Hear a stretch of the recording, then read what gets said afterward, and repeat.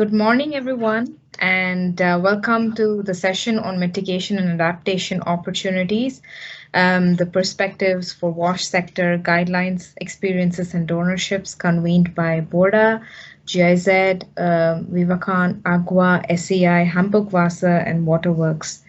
Now, before we begin the presentation and the sessions, I would just like to briefly give you a set of rules. The session is going to be recorded, so if you are not interested in being a part of the presentation, then we would ask you to kindly step out.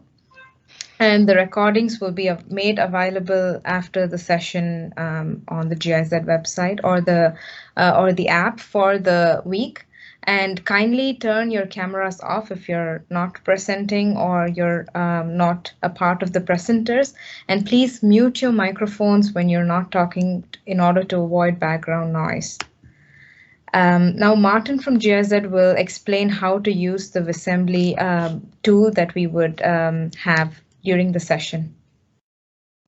All right, yes, thank you, Shobana. So it's quick introduction into Wassembly, which we will use for a couple of questions during this session today. It's very easy. Just go to app.wassembly.com and enter the keyword WaterWorx. Just the same way which is written on the screen. You can access it from your desktop computer or from your mobile phone as you like. Just app.wassembly.com and keyword WaterWorx, and you can join our discussion more interactively.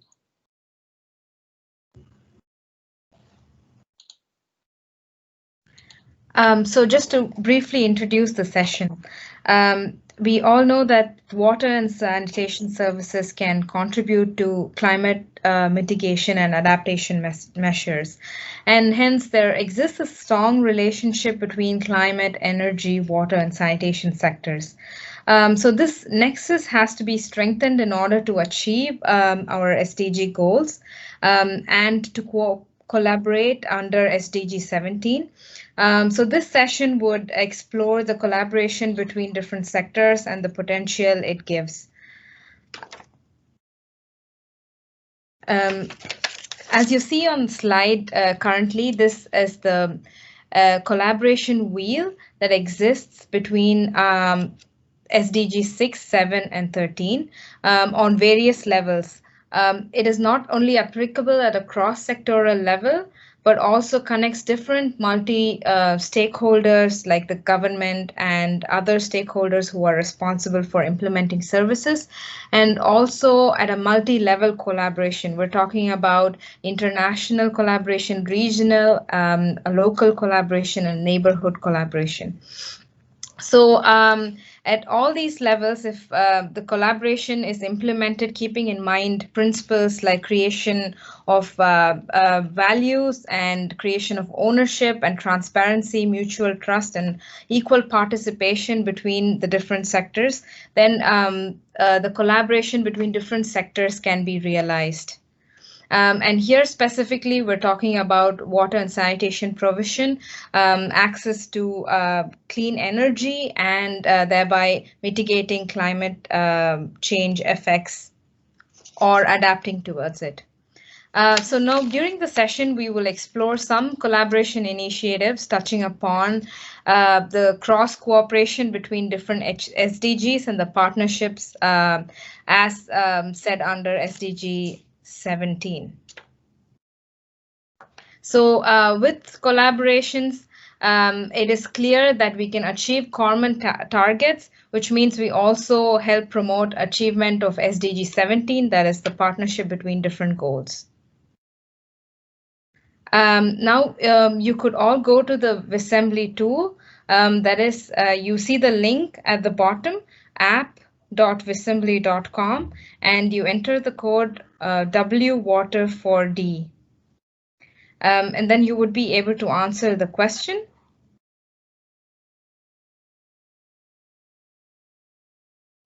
I'm going to give you a few seconds so that you could open your apps via your smartphones or any other electronic device that you're using to be able to answer this question. And the results would be available soon. So what is your professional background? Do you belong to the NGO sector or research or government? So we have some of you have already answered, and the results are being projected on the screen right now. I see that we've already touched the multi-stakeholder gap here. There's an equal representation from NGOs, research, from the government, and also from the utilities and other stakeholders. So this already fills the gap because it's clear that we can see that there's a need for multi-sectoral collaboration, and we see that by different sectors being able to participate in the session, it shows the interest that we all would like to solve the climate crisis through water and sanitation implementation by collaborating amongst each other and working towards one goal. So we can move forward to the presentation right now.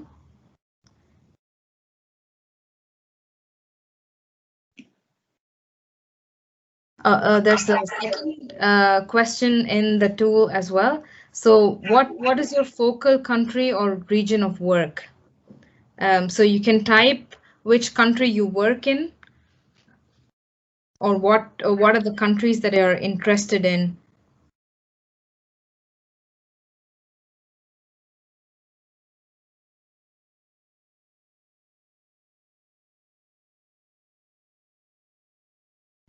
So we'll probably take another couple of seconds so that you can type your answers. Cool. We see Bolivia and Jordan on the lead, but there are also some African countries like Somalia, Burundi, DRC, Sierra Leone, some European organizations. Latin America is also represented well. I think we have a very international crowd here. And I see Egypt, Bolivia and Jordan taking the lead along with Germany. There's also Mexico. We have some Asian countries as well, like Nepal, India. So I think we have a good mix of Latin American countries, Asian countries, African, European. I think that's a very global presence. Thank you for the slide. Let's move on to the set of presentations now. So the first to present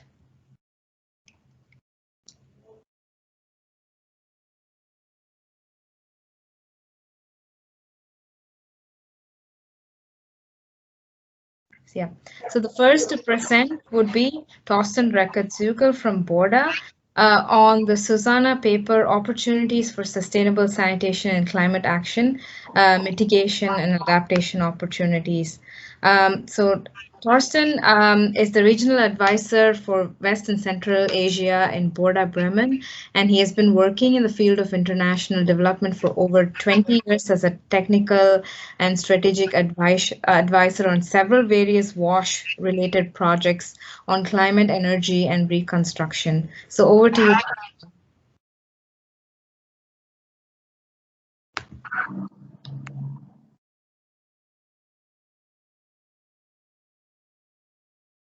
Can I start, Shobana? Yes. You have been just interrupted. Okay. So I take over control of the presentation now. Thank you very much for the introduction, Shobana. I would now like to introduce briefly the Susanna background paper, Opportunities for Sustainable Sanitation and Climate Action. The paper has been developed jointly between GIZ, Stockholm Environmental Institute and BORDA, and been published in May 2019. It's available on the Susanna webpage. The paper constitutes a substantial basis for the session, I would say. What is included there? It introduces for climate and sanitation relevant international policy frameworks like the Paris Agreement on Climate Change, the Sendai Framework for Disaster Risk Reduction, including climate risks, which have not been mentioned yet. We have only been talking about adaptation and mitigation so far, and the Agenda 2030 with its 17 SDGs. It also explains different kinds of interdependencies between climate change and sanitation, like adaptation to climate change, greenhouse gas mitigation measures, as well as climate risk reduction measures. I will briefly elaborate further examples or revert to the following presentation after this slide with regard to these 3 points: adaptation, mitigation, and climate risks. The paper also summarizes the enabling environment as facilitating regulative, institutional, as well as financial framework conditions, social acceptance, and equal access. As mentioned by Shobana, cross-sectoral, multi-level, multi-stakeholder approaches are required to unleash full potential of an integrated climate sanitation approach. Finally, the paper also describes tools like climate assessment, planning, carbon accounting, as well as climate finance as a source for sanitation investments. Sorry, I should have moved to this slide while I have been saying that. Nevertheless, we move to the next slide. Now I'm coming back to the 3 interdependencies between climate change and sanitation systems, which are further elaborated then in the following presentations. The first is the sanitation systems contribute to climate change adaptation. Changing climate conditions required an adoption of economic practices. This also applies for the sanitation sector. In future, it will be required to have a strong focus on resource consumption through a more efficient use and reuse of these resources. For this topic, I would like to revert to one project BORDA has implemented in Kurdistan. In the project, greywater is reused for irrigation of the gardens at a trauma center operated by Gian Foundation. It's showing in the pictures, right-hand side of the slide. And through the system, freshwater resources are saved and substituted by treated greywater. And second example will be presented during the session by Christian from Viva con Agua. It's a wash and soul project in Zambia, which is implemented jointly between Viva con Agua and BORDA. Now we come to the next interdependency between climate change and sanitation system. It's this slide, climate risk to sanitation systems. Climate change affects water availability, water quality, and also sanitation systems itself. These effects have an impact on human health through a higher risk of waterborne illnesses as well as disease vectors, and as well as declining food production through water shortages or also soil degradation. Climate risks also threaten the function of sanitation systems. Most affected from climate risk are disadvantaged population groups, as it is very often the case. For this point, I would like to revert to the following presentation from the Stockholm Environmental Institute. Kim will present a project on watershed planning in Bolivia. It's a multi-stakeholder project, but also with an important climate risk reduction component. The same applies to the presentation from Hamburg Wasser. Leonardo presents Hamburg Wasser contribution to the city's ambitious climate plan. This includes the protection to protect the cities and its infrastructure against increasing probability of extreme weather events. Here on the slide, we see a flooded wastewater treatment system, which can substantially affect the health of people living around there. So on the last slide, and the last point from my side is greenhouse gas mitigation from the sanitation sector. The greenhouse gas emissions result mainly either from direct emissions like carbon dioxide, methane, or nitrous oxide, or indirect carbon dioxide emissions from processes which require fossil energies. Energies are used for, fossil fuel is used for energy production, transportation, and also to produce process additives for wastewater treatment. And greenhouse gas mitigation can be achieved through a more efficient and smarter sanitation approach. For further details, I would like to revert to the following presentation from GIZ. Sören will present WaCCliM's roadmap to a low-carbon urban water utility, and later on we will also see a presentation from WaterWorx Netherlands, which also is focusing on greenhouse gas mitigation in the sanitation sector. Thank you very much. Thank you, Torsten. So the next online would be, just like Torsten introduced, a presentation from GIZ, the WaCCliM roadmap to a low-carbon urban water utility mitigation and adaptation opportunities. So I'd like to introduce Sören quickly. He works for GIZ and initially worked in the EcoSan, Resource-Oriented Sanitation and Wastewater Management Systems Department. And then he switched to GIZ Mexico, where he was collaborating as a technical advisor and project manager on urban, environmental, and climate change topics, with a focus on integrated solid waste management and sustainable mobility. He's currently based in Germany, and he coordinates the activities for a global project, water and wastewater companies for climate mitigation, WaCCliM, in Jordan, Mexico, and Peru. So over to you, Sören. Yeah, thanks a lot, Shobana and Torsten, for the introduction. So the WaCCliM project, which is financed by the German Environmental Ministry, we support water and wastewater utilities in Jordan, Mexico, Peru to become carbon neutral and climate resilient. And with our project partner, the International Water Association, we elaborated the roadmap to a low carbon urban water utility. And to present it in a new manner, we asked the project staff all around the world to explain the different steps of the roadmap. So in the video that you will hopefully see now, well, we iterate this one especially for the event. And in times of cinema, we would say roll it and action.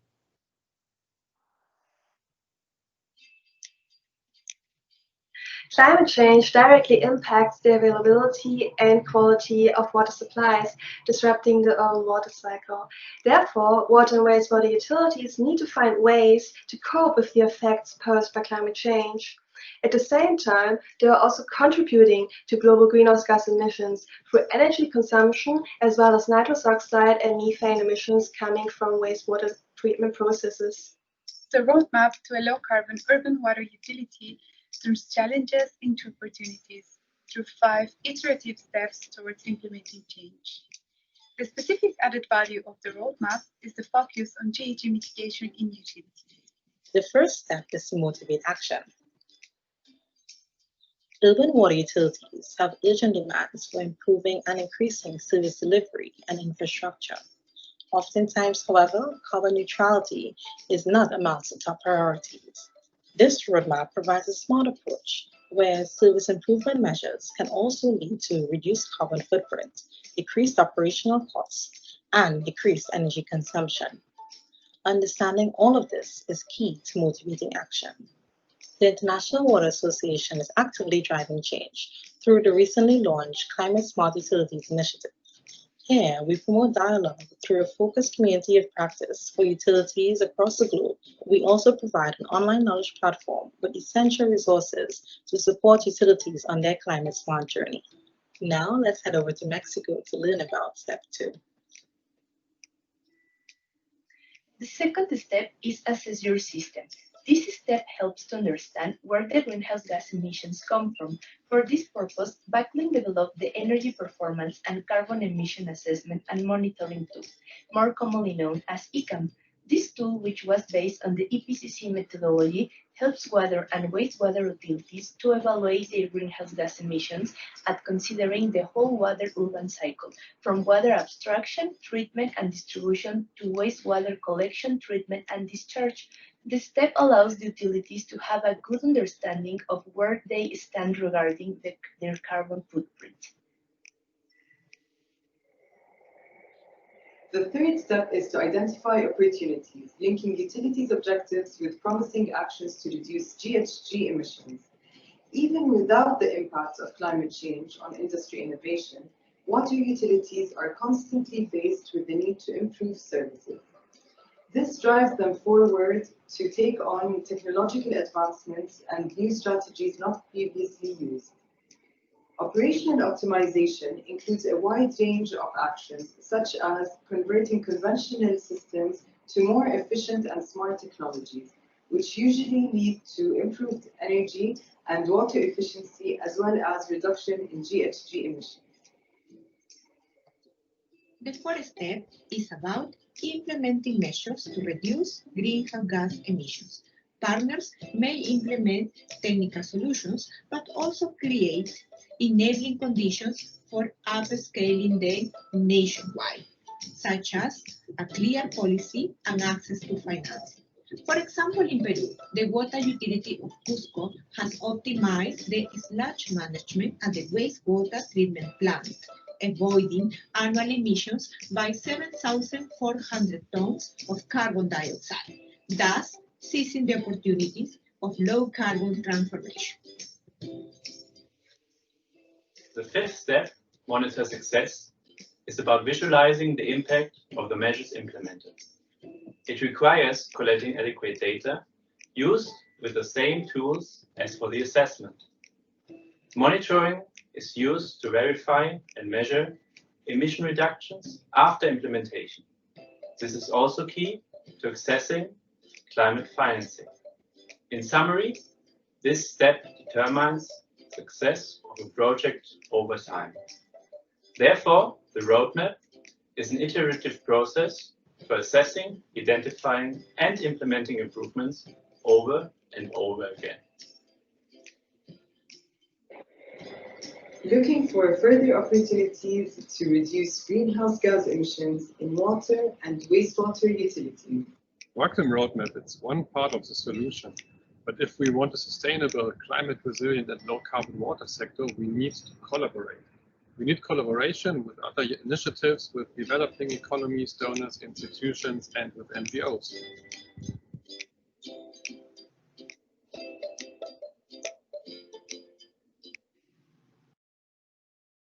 Yeah, thanks for watching, and back to Shobana. Thank you, Soren, for that very interesting and colorful video.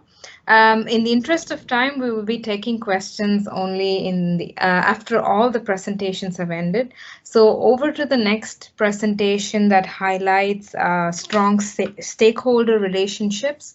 Next online would be Viva con Agua, and Christian Viva from Viva con Agua would be presenting progressive donorships, highlighting innovative formats and addressing the youth.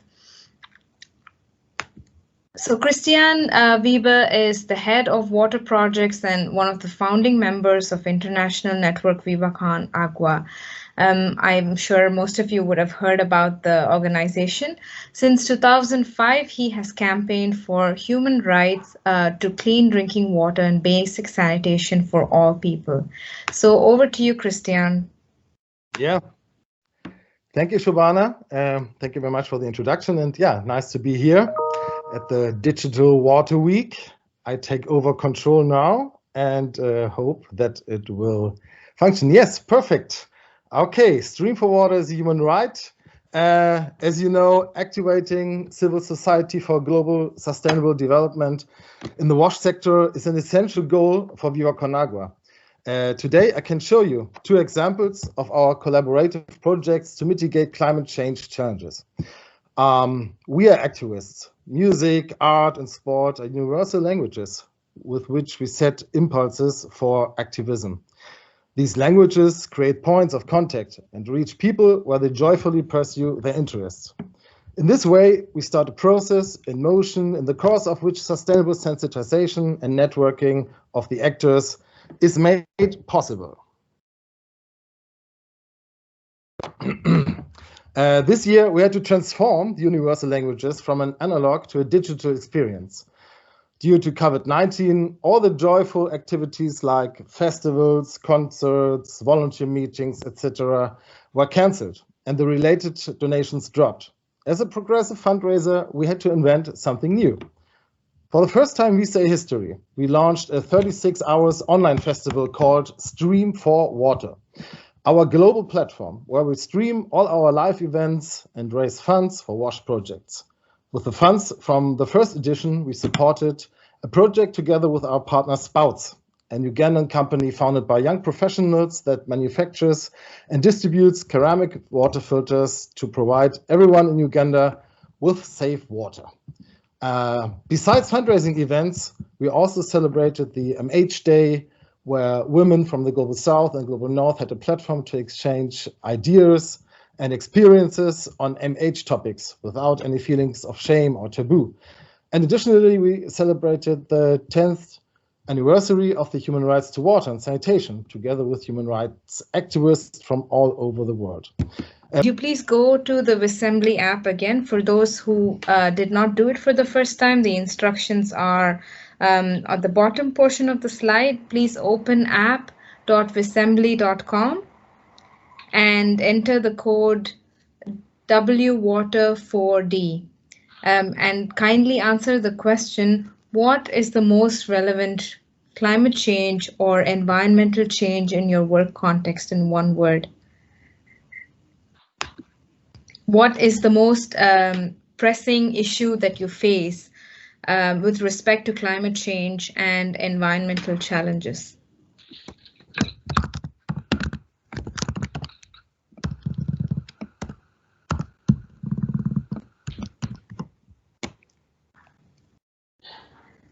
Christian, are you able to switch on your mic while the other participants answer their question?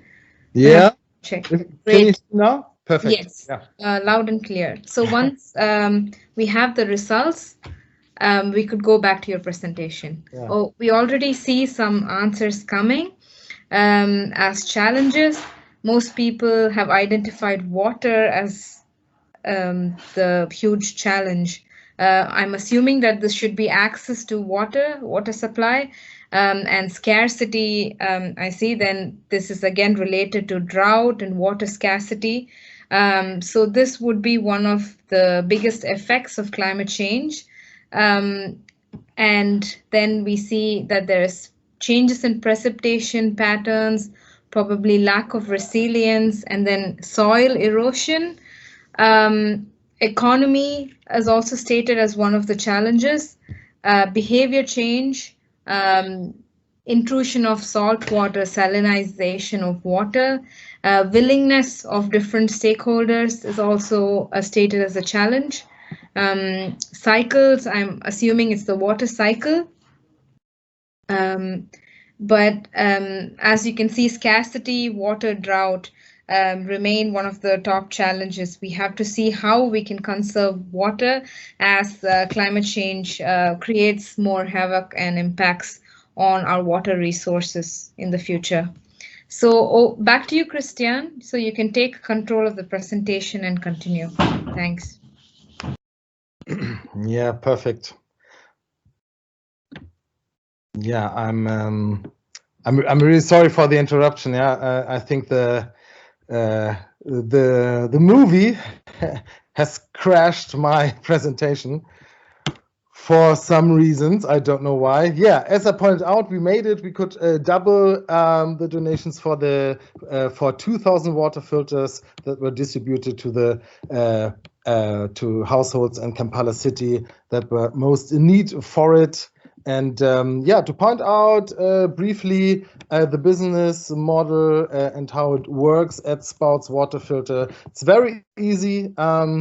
You just pour any type of water into the ceramic filter, and then only the clean water will drip down into this container, and the people at household level have access to clean and safe drinking water.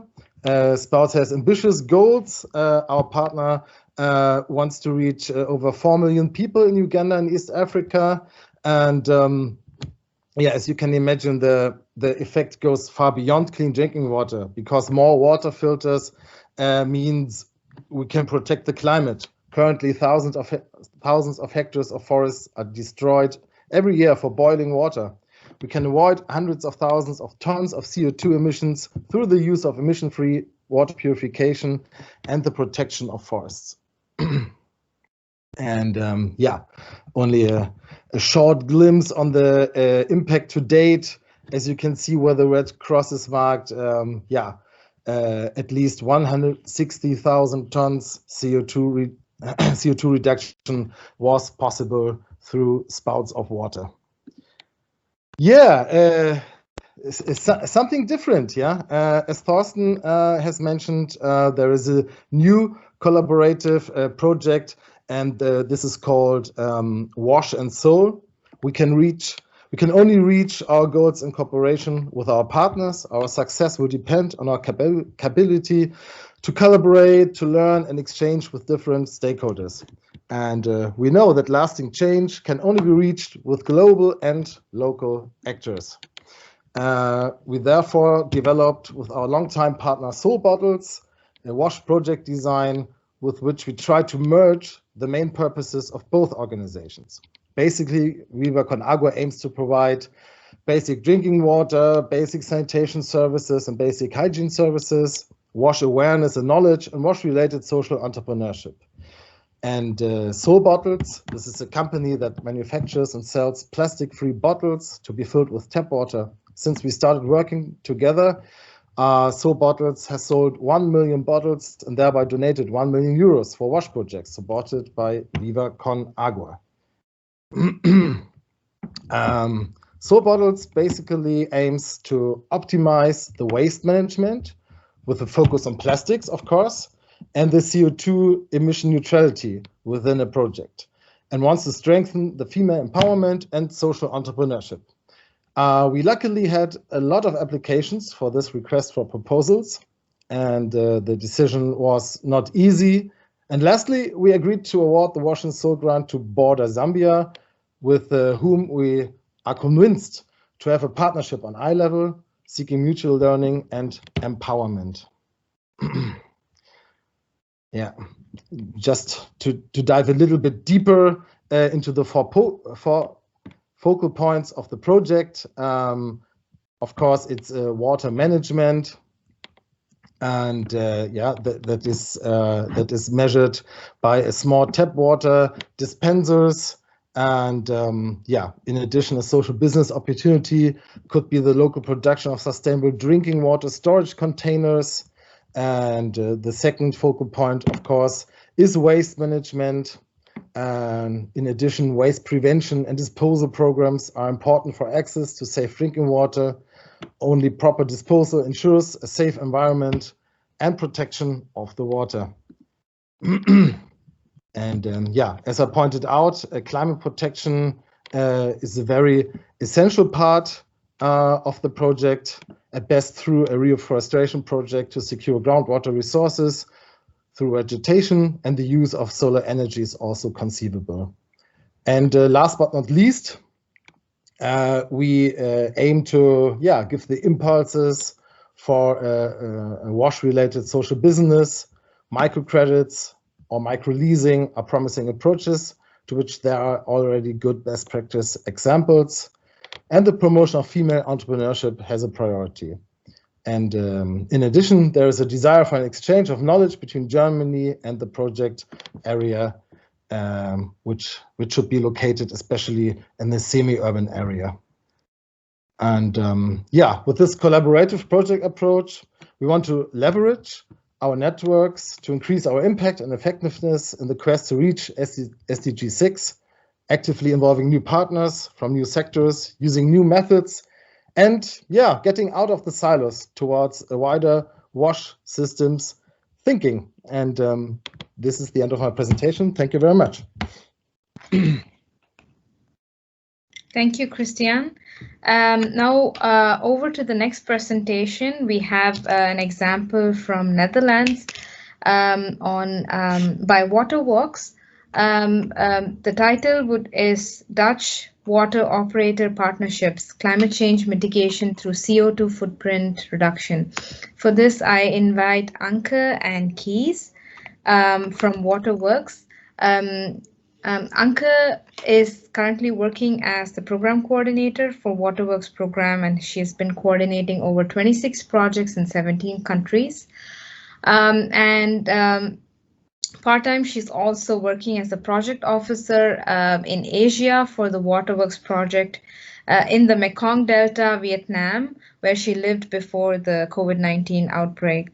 I will also introduce Kees, who would be doing major part of the presentation. Kees Hagen is the business change manager at Wittens, the largest drinking water company in Netherlands. He has more than 30 years of experience in drinking water as production manager and project manager and manager of process automation, and has several years of experience as short-term expert in several developing countries like Suriname, Mozambique, Iran, Malawi, Uganda, Myanmar, and Bangladesh. So over to you, Anke and Kees. Thank you, Shabana, for your introduction. I'd like to start with a brief introduction about the WaterWorx program. So the WaterWorx program is a long-term program from 2017 until 2030. It's a partnership between the Dutch Ministry of Foreign Affairs, all 10 Dutch water supply companies, and 40 water supply companies in Africa, Asia, and Latin America. The main aim of the program is to contribute to SDG 6 by increasing sustainable access to water and/or sanitation facilities to 10 million people. We do this through water operator partnerships, in which Dutch water supply companies share their knowledge and expertise with local water supply companies. And within this program, there are in total 26 projects involved, which you can see on the map.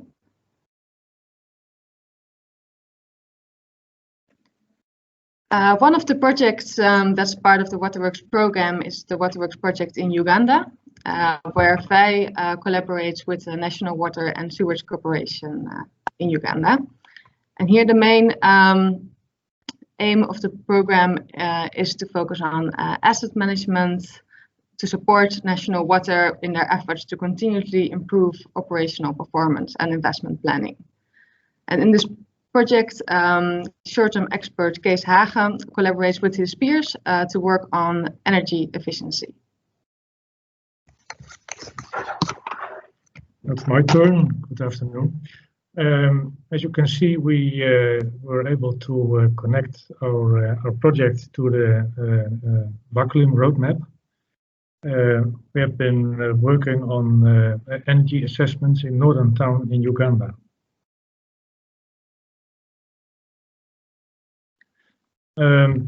What's the situation in northern Uganda? The National Water and Sewage Company, it's a public utility company 100% owned by the government of Uganda, has been taking over the management of water supply systems all over Uganda recently. After that taking over, they found another number of problems within all these small towns and asked us to assist them. The main reasons to perform the energy assessments were the high energy costs of the water supply systems in the small towns, high specific energy consumption, and unreliable electric energy supply in the remote areas. We are talking about this area within Uganda, the northern part. There were also some additional goals because the National Sewage Company didn't have any information about their new systems they were having to manage. So we did. What's happening?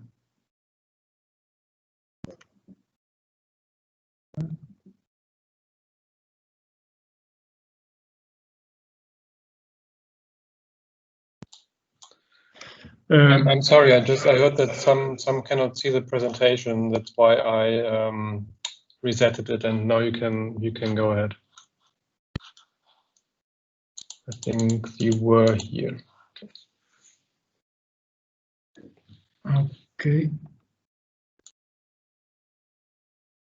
I hope everybody is now able to see the presentation.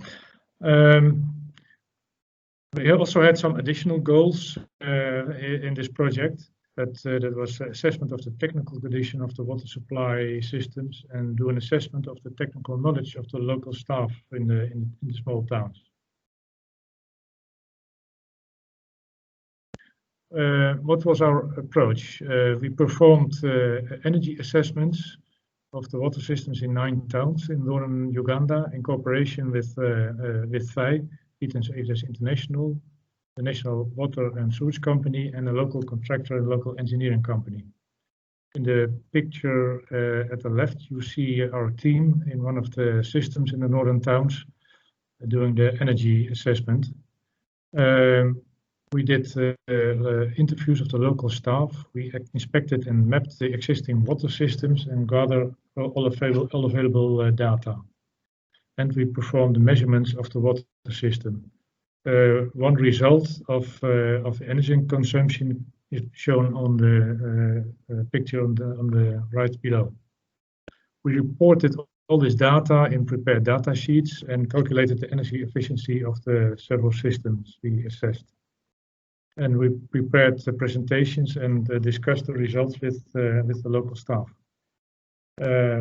After the local staff agreed with our results, we reported overall results and conclusions to the main office in Kampala.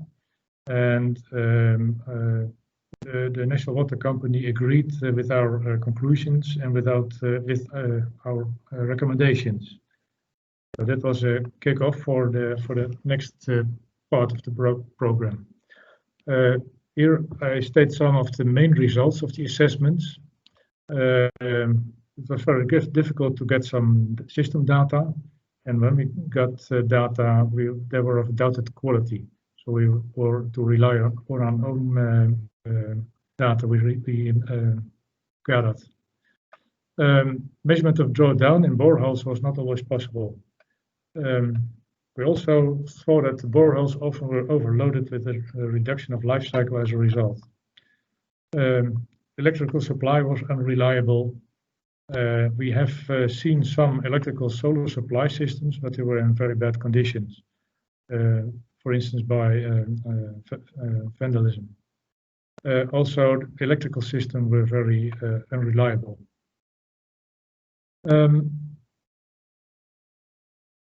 The main opportunities we saw was increase technical knowledge and safety awareness of the national water staff, implement asset management, increase knowledge and improve life cycle of management of boreholes, replace pumps and repair solar systems and implement new systems.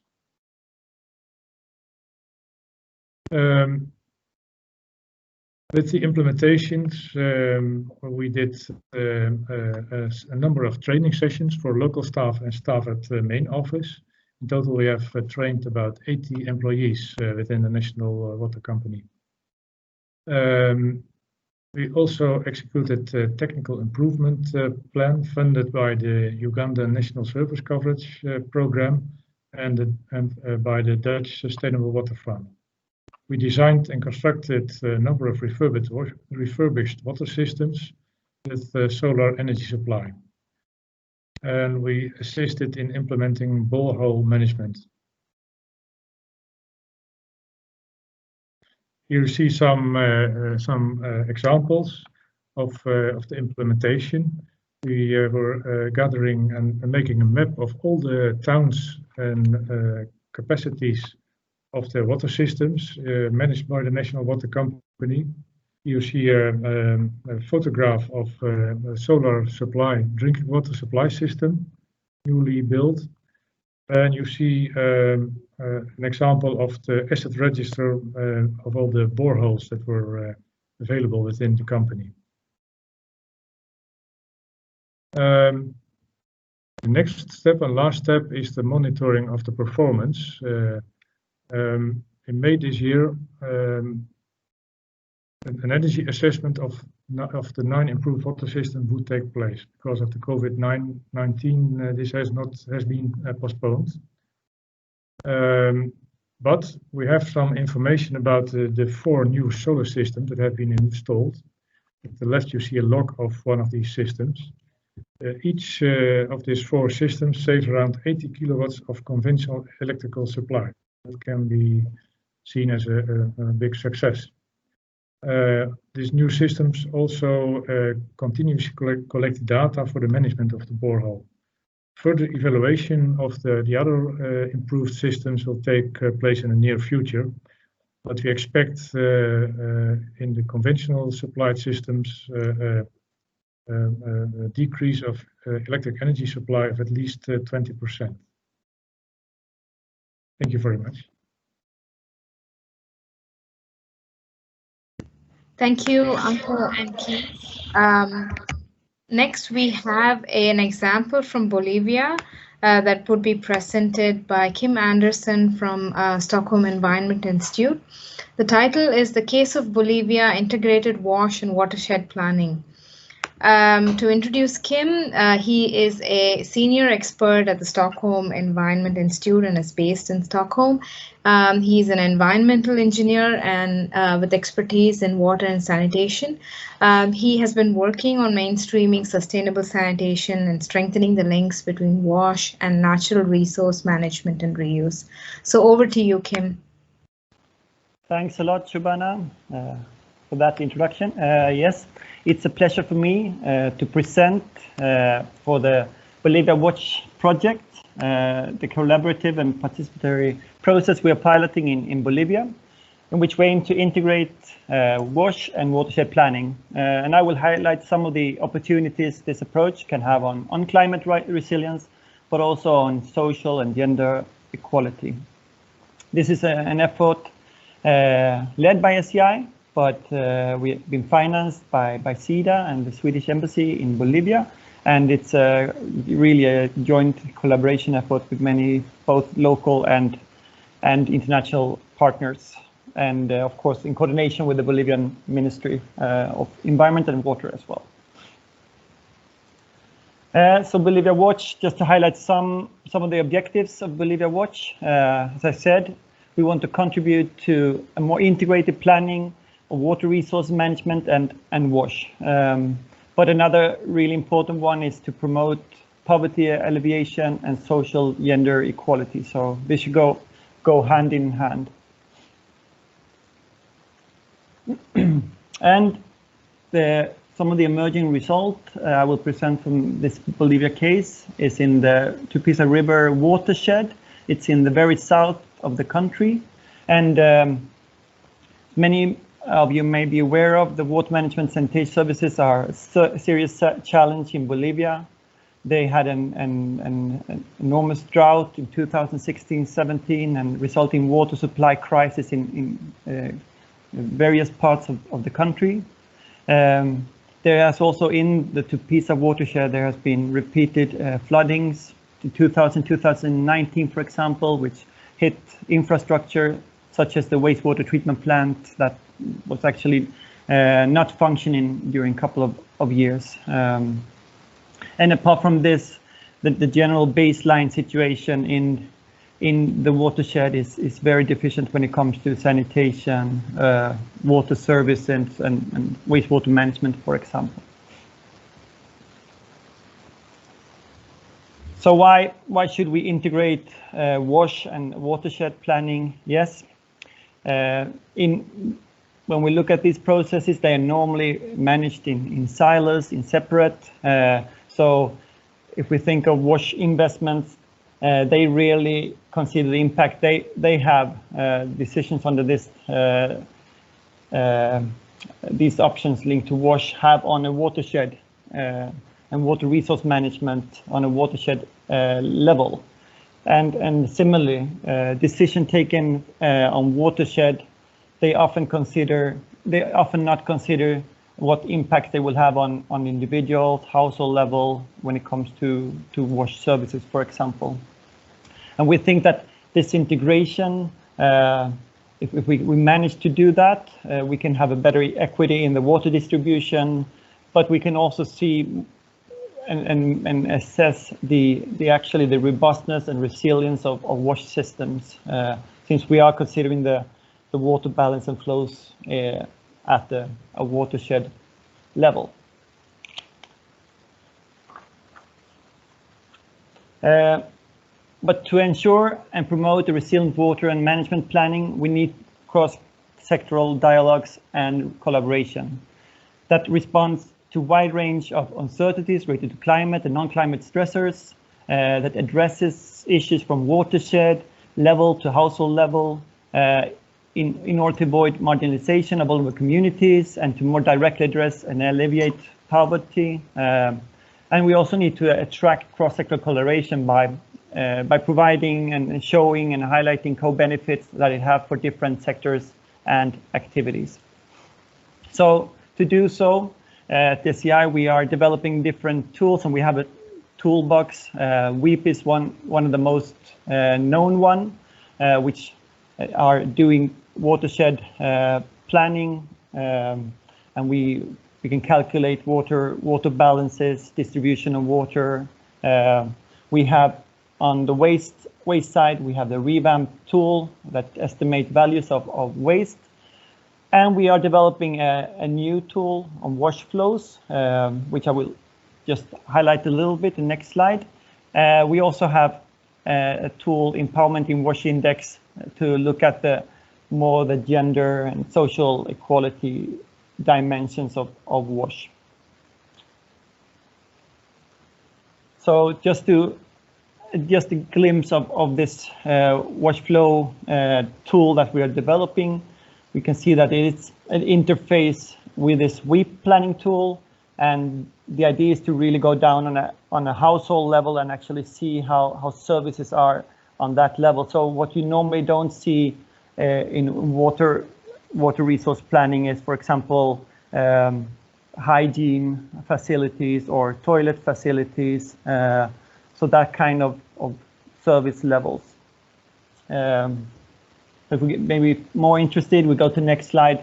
Then we can see some of the emerging results that we have connecting these tools. For example, we can actually get kind of SDG result down on a community level. On small rural community, we can see how they kind of produce on SDGs. And that, of course, gives us in drinking water, sanitation services, hygiene services, and the safe management of these services. Then, of course, that becomes a very important decision support tool to be able to prioritize investments. And another step is then, of course, the link to WEEP. We can refine the water use. We can look at the actual water use and compare that with a supply goal to kind of have a human right kind of level of water supply to all inhabitants, and see how is the difference between the met demand actually between communities and where investment needs to go. I will also want to highlight some emerging results when it comes to the social and gender equality in WASH.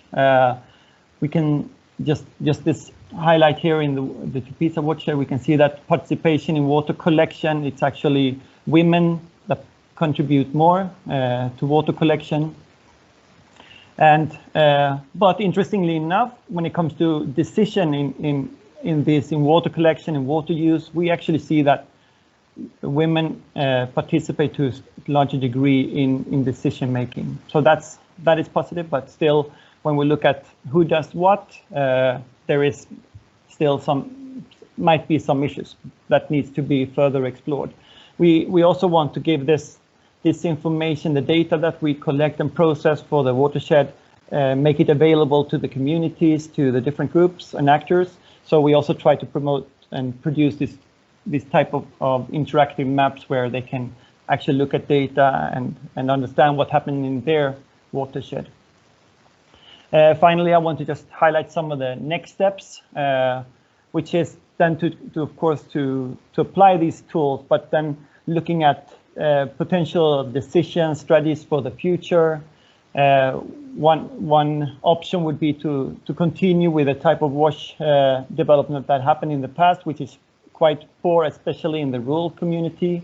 But another more stronger investments in wash could be another option. And then we can look at, for example, different conventional options.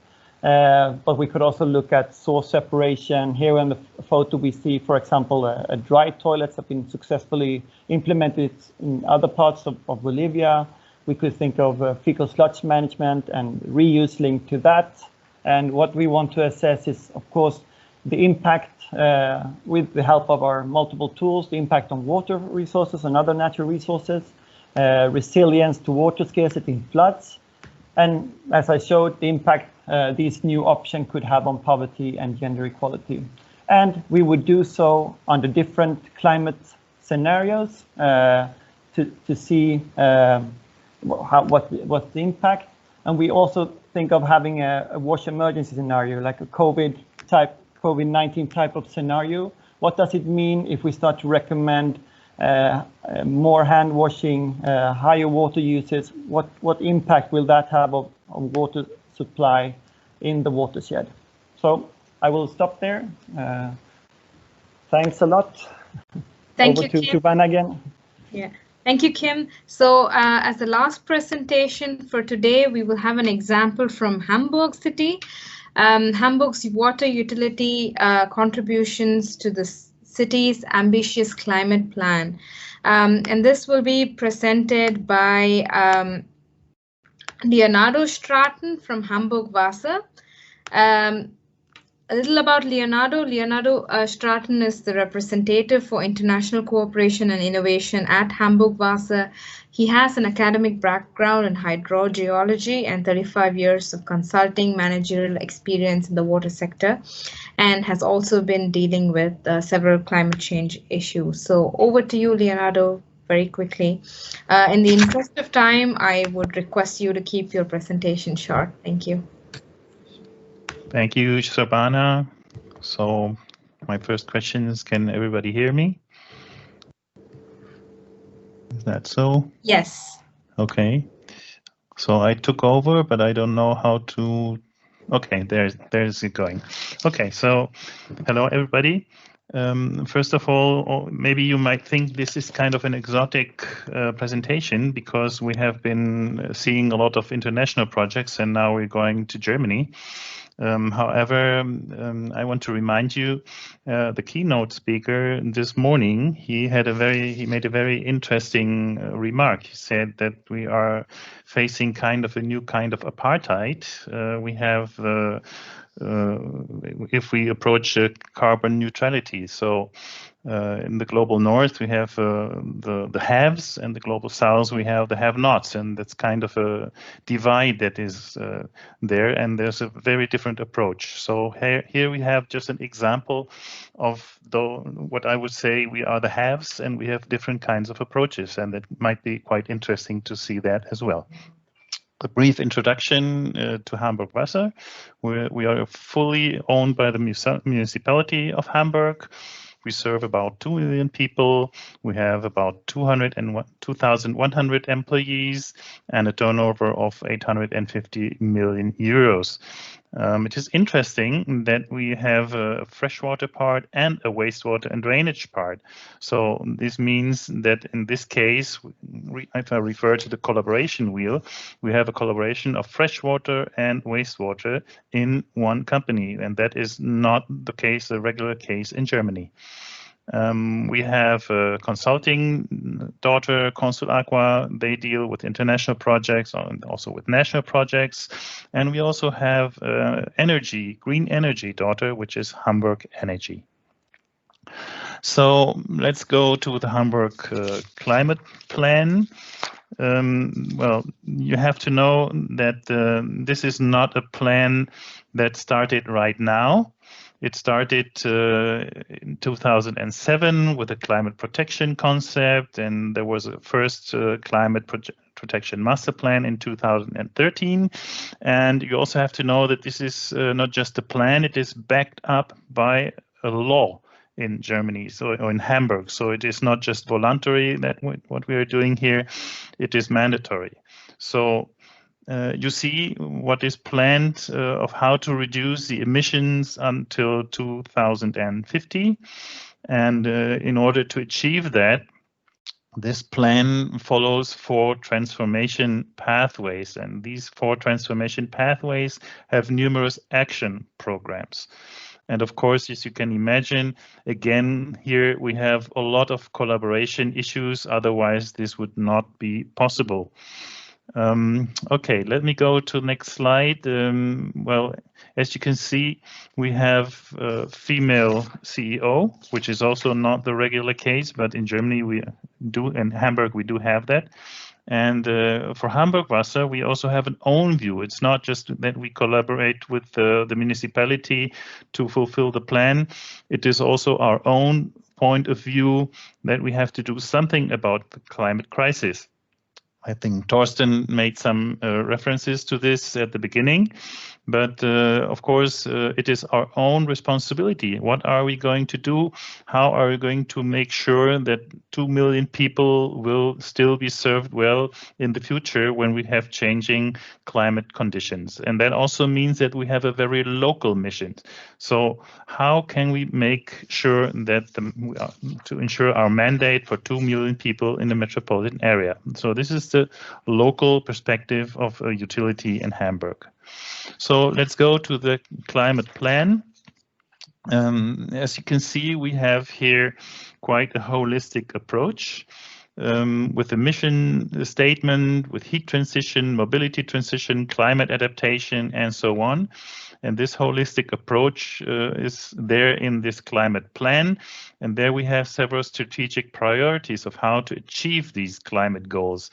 And these priorities are divided into 4 transformation pathways: heat transition, mobility transition, the economy, and climate adaptation. And also we have climate-friendly urban development. And of course, these go deep down, they drill down into numerous action programs. And now we should show some elements of and examples of how we as Hamburg Wasser are contributing. I'd like to also to add that this is that we signed a collaboration agreement together with 16 other public companies with the city, and we are very committed to contribute to reach out for the climate plan. So in this case, we see that we use geothermal energy for district heating. This is a deep geothermal project. We drill down to 3,500 meters, get out hot water, re-inject it. And there's also a close collaboration with, so these are the energy people, and they have a collaboration with the water people. And it's a daughter company, Agua, and they have a very innovative system of how to store heat in summer when it is not needed. And it's called an aquifer storage system in this dimension that has never been done in Germany. So this is very innovative. Let's look at pathways number 2 and 3. Here we have the mobility transition, Hamburg Water's daughter company, Hamburg Energy, which they produce and provide 100% green energy. They are now setting up a system of charging stations for electrical cars, and they also supply all the the companies in the city of Hamburg with green electricity. And of course, we have many different technologies that have to be combined in order to be successful. Now, let's have a look again at the pathway number 3, the economy. And that means that the carbon footprint needs to go down heavily. And so let's have a look at our wastewater treatment plant, which is one of the biggest of Germany. And this plant now produces more energy than it consumes. So we have digesters, and we have sludge incineration, and we have wind turbines. And also we have now a reduction of greenhouse gas emissions like methane, because we capture the methane from the sludge pools. And we have a conversion system to convert biogas into fuel. And that means a collaboration between wastewater treatment, energy production, and greenhouse gas reduction. And of course, this is the part of mitigation that we have referring to climate change. But now, now first let's have a look at this. So this is the timeline. So in this case, energy demand has going heavily down, and the energy production, which is substitution of fossil fuels, has gone up. So now we're producing more energy that we are consuming. And of course, this contributes to the CO2 balance of the whole company. Okay, now we're going to the climate adaptation part or sector. That's pathway 4, and also to climate-friendly urban development. This means that the city is going from drainage to a sponge city system. And so we have urban hydrology, groundwater management, stormwater retention, and of course, if we plant more trees and green buildings, we need to use somewhere that the watering needs to come from. It should not be groundwater. So we are figuring out how to use grey water. So it's a collaboration of water management and urban planning. Now, the last slide would be the importance of women in South. I already mentioned that we have a female CEO, and here, if we look at the age pyramid, which is not a pyramid, we see that many people within Hamburg Water are here on top, between 55 and 65. So that would mean that almost 1,000 people will leave the company within the next 10 years. They have to be replaced, and that means that recruiting is focusing on young water professionals and on female water professionals. And their recruiting campaigns are started, and they also use climate change and address climate change as a part of the recruiting campaigns. Of course, this means a lot of collaboration between all the parties. And I think this should be enough for this short presentation. Thank you very much for your attention. Back to Shabana. Thank you, Leonardo, with the strong focus on gender. I think in the interest of time, we'll already start asking questions. There's one question for you, Leonardo, from the chat. The wastewater treatment plant of Kohlbrandhof has future plans for municipal wastewater reutilization for plant itself, or even directed for other parts of Hamburg? So is it only for that particular region, or is it directed for other parts of Hamburg? Well, we have one big wastewater treatment plant, which is also collecting water from outside of the municipality borders of Hamburg. And so basically most of the wastewater is cleaned and discharged into the River Elbe.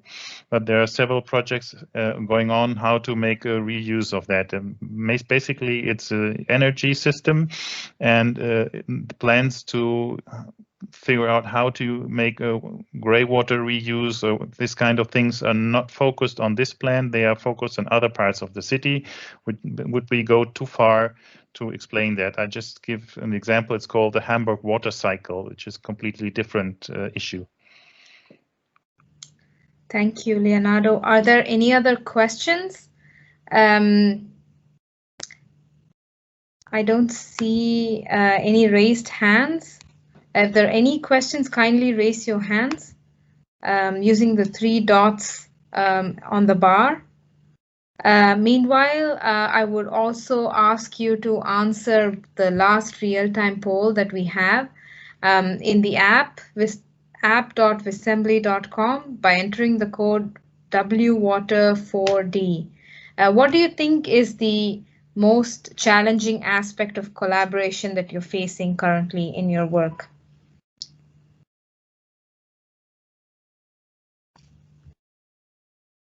So we'll give a few seconds to answer. Meanwhile, I do not see any other questions. So if you have questions, please, we could take one more question.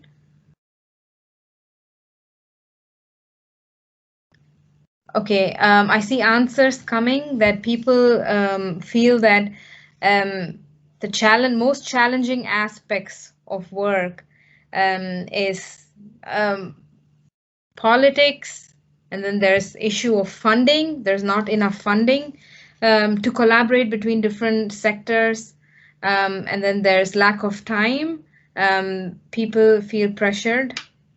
Oh, there are more answers coming in now, different stakeholders, and then different economic interests of different people, difference in policies, and then population is one of the most important aspects, and then changing mindset. So behavioral change is a hindrance to collaboration, and then lack of incentives, difference in culture, and then again, lack of funding. I think most of you have answered that collaboration itself is difficult, and this is majorly because of different mindsets between different stakeholders and different regions.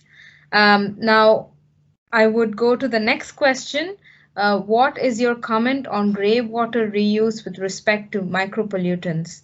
I think, Leonardo, you can take this question as well.